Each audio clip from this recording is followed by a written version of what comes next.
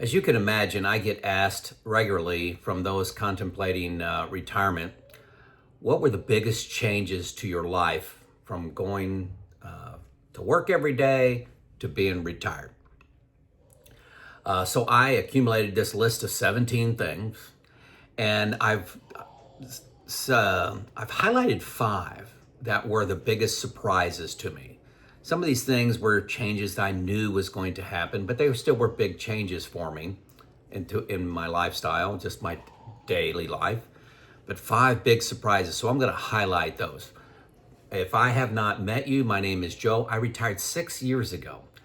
I'm sharing my journey not as a prescription for you of what to do and why to do it, but it's just a case study for you to maybe increase your confidence to make the jump into retirement, maybe even 1, 2, 3, 4 years earlier than you expected. I hear that all the time. Maybe that can be you. I get probably 6 a day is my current count of people just retiring earlier because they listen to some of my content in addition to other content, in addition to other work that they're doing. People looking at their plans, of getting a second set of eyes, looking at their plans like I strongly encourage you to do. But that's very inspiring to me. So here's the list of 17, and I'm going to point out the 5 big surprises I was not expecting. Number 1, day 1, sleep without an alarm clock. Now, this is sweet. I'm also sleeping about 9 hours a day versus 7 before. I don't take naps anymore. I used to fall asleep when I'd come home from work and supper wouldn't quite be ready, or fall asleep on a Saturday or Sunday afternoon. This alone is worth retirement. That's why I listed it first. Number 2, Sunday nights and Mondays. Just another Saturday of my life. That is really nice. Every day is Saturday. Stress. This is surprise number 1. I would have laughed at you for saying I was under stress when I was working. I enjoyed my job. I said I loved my job. I was challenged, but I did not notice I was carrying a 15-pound weight around with me when I was on vacation, on weekends and evenings. I always had that fear, that phone call coming in from something happening at work. I had deadlines, expectations. I had driven for accomplishments, comparison, all those things. The big surprise, number 1. Number 4, the focus on money goes down. Surprise number 2. You get a plan, you work so hard on your plan and trying to optimize your plan, getting other people to look at your plan, to criticize it, spend a lot of time on YouTube, reading books. You realize after you retire that your plan is wrong. It's not going to play out like you have it planned, but you know the levers. You know the levers, what you can do with expenses, time into Social Security, what you have money invested in, where you have it invested, how much risk you're taking in those investments, and you have to trust your ability to adapt along the way. I've adapted for 60 years. Why wouldn't I adapt in my retirement? Also under focus on money, I have to stress this: asking for help and a second set of eyes looking at your plan gives you great confidence, and it's a sign of your personal strength, not weakness, okay? Asking for somebody to look at your plan shows that you have confidence in your self-esteem and ego, that hey, there's an error in there and I want somebody else to look at it. So change number 5, maximizing returns is a struggle. Not maximizing returns. Sorry, I said that wrong. All my life working, it's all about saving and investing, getting the maximum returns. That's a big shift towards safety and growth. But safety enters the equation. I've talked to people that had 100% equities the month before they were retiring. What can go wrong? Well, the market could go down 30%, over the next few days, and your whole retirement's pushed off. You got to have a buffer. You've heard me talk about buckets. This is bucket 1. How many years of expenses do you have to manage a bear market? Bear markets are a feature of the stock market, not an exception. So what are you going to do when it happens, not hope it doesn't happen? Big change number 6, confidence to spend is a big deal. This is surprise number 3. Never had a problem with spending money. Always been a little bit frugal, always looked for value. But when you don't have income coming in, it's a big deal to open up your wallet and spend money. I was very surprised by this. I have a process I go through of looking at my budget, using Boldin, looking at my buckets, looking at my returns.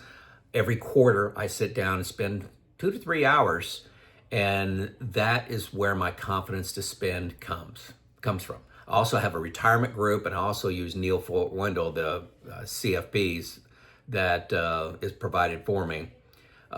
It's easy to make a mistake. You don't know what you don't know. And I love having these second, third, fourth set of eyes looking at my plan. There's a lot to learn. It's easy to have confidence when the market's up. How was your confidence in 2022 when you were working? Most of you are still working. So big change number 7, focus on taxes. I'll be honest, when I was working, I didn't, taxes were something that happened to me, not something I controlled. Big surprise number 4, taxes. That consumes most of my money management time is on taxes. It's a big deal because, using a software package like Boldin, I can see every year based on my inputs what my tax liability is going to be on through mortality. And I'm telling you, RMD time is a big deal for me. And if I don't manage my taxes, it's not just taxes. Time into Social Security is important, okay? Your IRMA premiums are important. Those things all work together. If you take Social Security now, that's more income that's going to throw you into higher tax brackets, okay? If you pull money out of your IRA, or don't pull money out of your IRA, and you're spending your Social Security, and then RMD time is going to be even bigger for you. So having those dance together with your specifics is a big deal. That was surprise number 4. Number 8, big change. I was instantly aware of my mortality and something called health span. Health span is how long am I going to be healthy and able to do anything I want to do. Climb a mountain, swim in the ocean, run a marathon, whatever. I'm 60 now. Do I have 15 good years left? 15 health span years? How about my wife at the same time? We both have. Health span is a big deal. Your average 75-year-old fades their health span fades a lot. Maybe you'll be the exception. Odds aren't with you. What are you doing about it? This has got me focused on nutrition and exercise, hyper-focused on those two. That's a big change for me. Number 9, big change. Socialization takes initiative, but it's easy. When you're working, it's automatic. You got a social group, you talk to people, we got something to talk about. But I got a study group, I got 2 retirement groups, I joined Habitat for Humanity, I'm on a parks board, I got a meeting tonight. We just raised $375,000. I'm reporting that tonight for a new park features. We had to tear down the old one. We're building all these little slides and swings and things. And it's like a ninja course for teens. I'm excited about that. The joy of volunteering with my hands. This is under socialization. Used to write checks for, to give. Now I write some checks and also volunteer with my hands, like at Habitat, for example, and on the Parks Board. It's easier to be present. For example, last week we had a funeral that was in Atlanta. That's a 6.5-hour drive away. It was something while I was working, I would say 0 chance that we would have gone to it. We went down there, spent a lot of time with, it's my daughter's husband's grandpa, okay? My son-in-law's grandpa. We wouldn't have gone to that.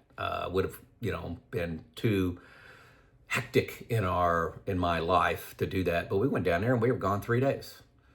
Too easy to come up with excuses. So when you're working, but socialization is easy, but it takes some initiative. Number 10, big change, TV. I probably watched 3 hours of TV a day on a Monday through Friday when I was working.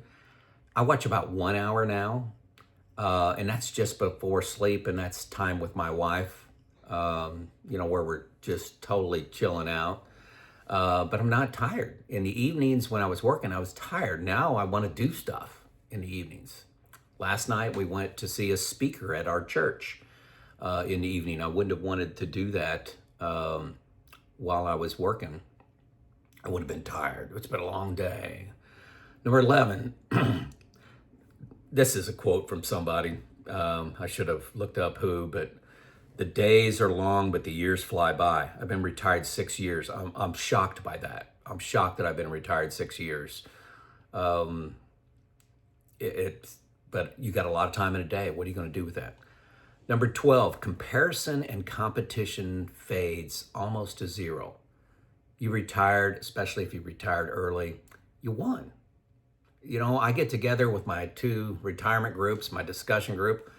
We don't compare anything. We don't compare cars. We don't compare incomes, houses, vacations. Everybody's just having fun. So that comparison is really, really cool. You stop caring about how other people perceive you. And that's not just me, that's everybody else. I don't care. I don't care if Joe has a nicer house or a nicer car or worse car or he doesn't have a car. Number 13, my career faded fast in importance. The ego of the job becomes insignificant. Been retired 6 years, like I've said, and I had a good job, and I had a job that was respected, did a good job.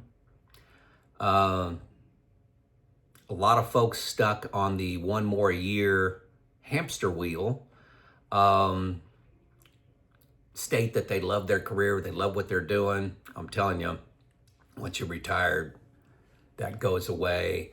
Don't have a regret there. Number 14, big change. This was a big one for me. It was very challenging to slow down my pace of accomplishment. My entire working career, my promotions, bonuses, all were hitched to accomplishment and rapid accomplishment. I was driving 100 miles an hour. I loved it. I was good at it. Slowing down is hard, okay? Walking when I'm trained to run. This is big surprise number 5, that, hey, being retired full time and hey, every day is Saturday, every day is a vacation day, doing that long term was a challenge. I would say I struggled with this for maybe at least 2 years. Struggled with, I needed to get things done. I need to accomplish things. I'm here, year 5, I did pretty good. Okay. Number 15, I got more time for my faith, to understand my faith and to get a deeper understanding of my faith. And I'm hesitating on this one because when I wrote this and now as I'm saying it, I'm not doing well here. I don't give myself a passing grade on the amount of time I have, and the amount of time I spend on my faith is not where I want it to be. And, that's where I'm failing. Let's say that. One of these videos, I'm going to say I'm doing well here on faith, but I'm not. 16, slow travel off season is fantastic. Most of you that are still working, you punch out a week of vacation, you try to cram 3 weeks of travel into 1 week. You want to go to Disney World, you want to do this, you want to go to the Grand Canyon, you want to go to all 5 national parks in Utah, and you do that in a week. I did it in 3 weeks. Slow travel off season. We went in April to Utah. Don't go in July. one, there's a lot of crowds there, and number two, it's hot. So my peak travel is September, October, November, in addition to March, April, and May. Okay, so those shoulder seasons around the summer. I don't like to travel in the summer. Too many people, higher prices, and faster pace. Don't like it. Number 17, make sure your spouse is on the same page as you around retirement, okay? Not just the bucket list of things you want to do, places you want to go, okay? But also, what does the average Tuesday look like? What are you going to do? Are you going to do things together all day? Or you got independent journeys you're going to be on and journeys she's going to be on, okay? It's okay to be on journeys alone. Example, my YouTube channel is a journey I'm on completely alone. My wife does not want to be filmed, okay? I'm on the parks board. I have study groups. I have a retirement group, but there are things we do together. We like to cook, our diet and nutrition. We're on that journey together. We love to travel together, and we like to be present for family events together. And our evenings, we have at least an hour every evening where we're just, together. Okay, so there's my list of 17 and my big surprises.